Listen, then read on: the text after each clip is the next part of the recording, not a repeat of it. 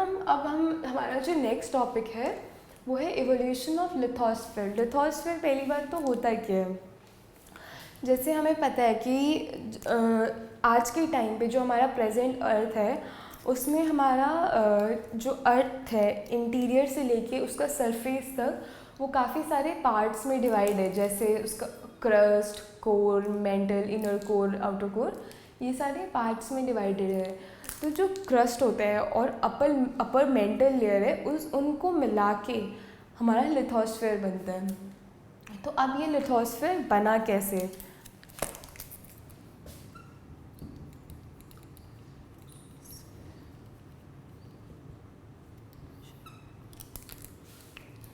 Okay, तो जैसे planet बन गया। अब प्लैनेट बनने के बाद क्या हुआ कि प्लैनेट के अंदर हमें पता है धीरे धीरे जैसे एटमॉस्फेयर में जो उसके पास जो प्लैनेट था उसकी जो ऊपर वाला जो एटमॉस्फेयर था उस टाइम हाइड्रोजन और बाकी गैसेस का वो उसकी डेंसिटी कम थी। जैसे जैसे पॉइंट नीचे नीचे बढ़ता गया अब वहाँ डेंसिटी ज़्यादा होती गई। अब डेंसिटी ज़्यादा हुई तो टेम्परेचर ज़्यादा हो गई। अब टेम्परेचर ज़्यादा होने से क्या हुआ, जो इसके अंदर का मटेरियल था जितना भी अर्थ के अंदर का वो अलग अलग डेंसिटीज़ के लेवल में सेग्रीगेट होना शुरू हो गया था। जो हेवियर डेंसिटीज़ के पार्टिकल थे वो सेंटर में आने शुरू हो गए, जो उससे लाइटर डेंसिटी थी वो ऊपर होने लगी और बिल्कुल लाइटर वाले जो बिल्कुल ही लाइटेस्ट थे वो ऊपर डेंसिटी आ गई। तो इससे क्या हुआ, डेंसिटी का डिस्ट्रीब्यूशन हो गया। अब उसके बाद जब टेम्परेचर धीरे धीरे कूल डाउन हुआ हल्का हल्का, जब अभी तो ये हॉट था, टेम्परेचर बढ़ा हुआ था, अब धीरे धीरे ये कूल होने लग गया। तो कूल होने की वजह से क्या हुआ कि ये एक डिस्ट्रीब्यूशन में सेटल हो गए। जो अभी हमारा डेंसिटी का डिस्ट्रीब्यूशन हुआ था उसमें ये सेटल हो गए। अब इस वजह से सेटल होने की वजह से ये हम जो आज देखते हैं जो अर्थ के जो इंटीरियर का डिवीजन है वो हो गया है। तो that is core, mantle and this is crust. Crust थोड़ा कम होता है as compare to mantle and core. एक कोर के दो डिवीजन होते हैं, एक inner core and outer core. इसकी जो सबसे स्टार्टिंग वाली लेयर और क्रस्ट को मिला के हमारा लिथोस्फीयर बनता है।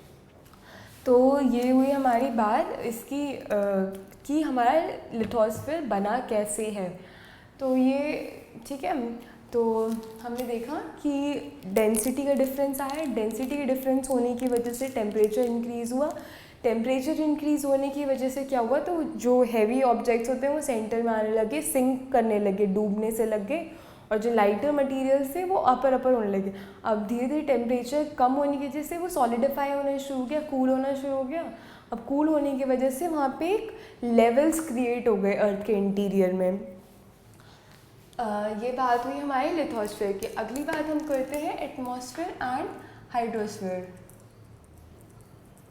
Sphere and hydrosphere.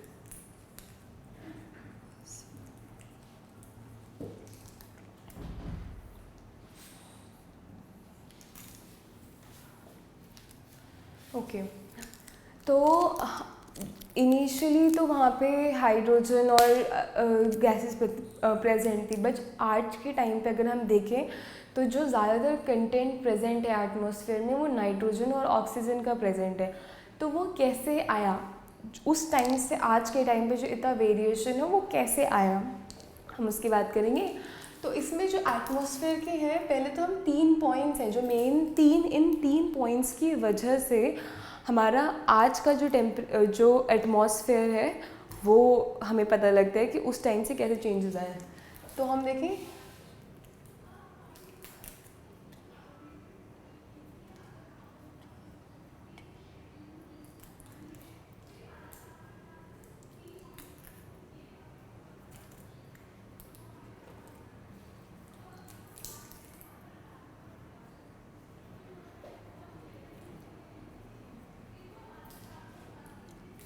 Removal of earlier atmosphere. जो पुराना एटमॉस्फेयर था वो ज़्यादातर उसमें हाइड्रोजन गैस प्रेजेंट थी। अब वो हाइड्रोजन गैस हटी कैसे? बेसिकली क्या हुआ कि जो हमें पता है जो सोलर इवेंट्स थी उन्होंने उनकी इंटेंसिटी जो टेरेस्ट्रियल प्लैनेट्स थे उन पे बहुत ज़्यादा थी, तो उन्होंने क्या करा, उस विंड से जो एटमॉस्फेयर था जो अर्थ के ऊपर का वो सारा बहा दिया, मतलब हवा में उड़ा दिया सोलर विंड्स ने।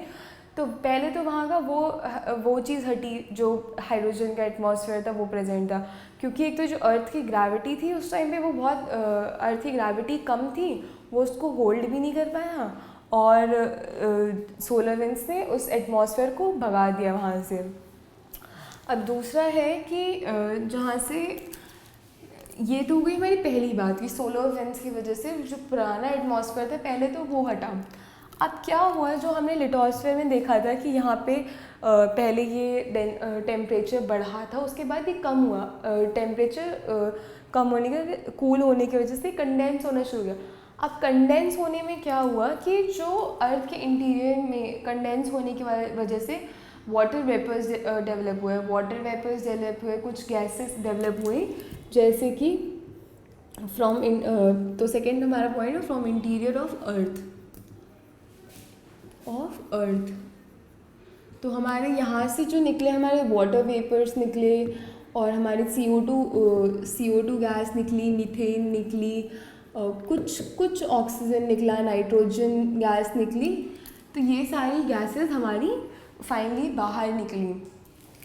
इससे हमारा ये भी हुआ कि जैसे वाटर वेपर्स निकले, अब जब बाहर निकलने की वजह से वहाँ पे वाटर वेपर्स निकले, और फिर वो वाटर वेपर्स धीरे धीरे कंडेंस होने शुरू किए।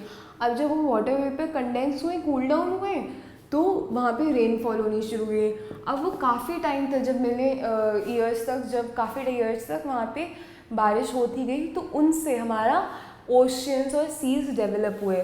तो हमारे हाइड्रोस्फीयर भी इसी में हुआ कि जो इंटीरियर गैसेस निकली उससे जो कंडेंस हुआ, इन गैसेस को फाइनली कंडेंस हुए, और फिर वहाँ पे रेनफॉल से जो वाटर कलेक्ट हुआ उससे हमारा पूरा ओशंस और सीज डेवलप हुए।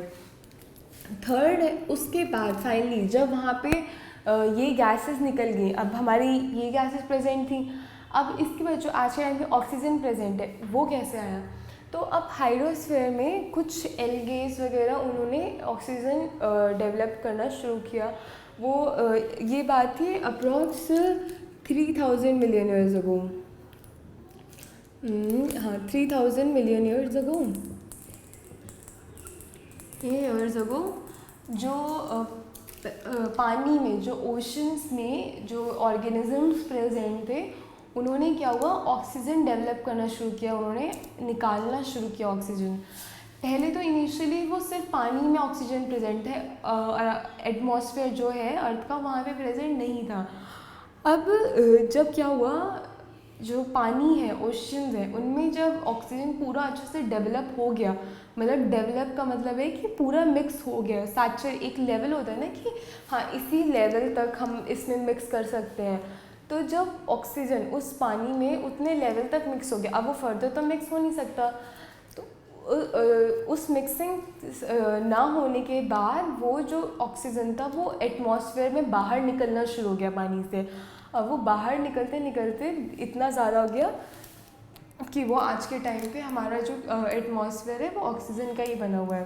तो हमारा जो थर्ड पॉइंट है वो फोटोसिंथेसिस है, क्योंकि जो प्लांट्स जनरेट कर रहे हैं ऑक्सीजन, उसकी वजह से जो है प्रेजेंट है, दैट इज़ आज का प्रेजेंट एटमॉस्फेयर। तो ये हुई हमारी एटमॉस्फेयर की बात और हाइड्रोस्फेयर की बात। अब इसके काफ़ी ईयर्स के बाद, जैसे अब हमारा स्टार्स बन गए, सन बन गया, सन के बाद उसके अराउंड के सारे प्लैनेट्स बन गए, एक पूरा सोलर सिस्टम बन गया, एस्टेरॉइड्स वगैरह सबके साथ। फिर अर्थ की अगर हम बात करें, अब अर्थ पे फिर हमारा पहले लिथोस्फेयर बना, फिर हाइड्रोस्फेयर बना, एटमॉस्फेयर, फिर हाइड्रोस्फेयर।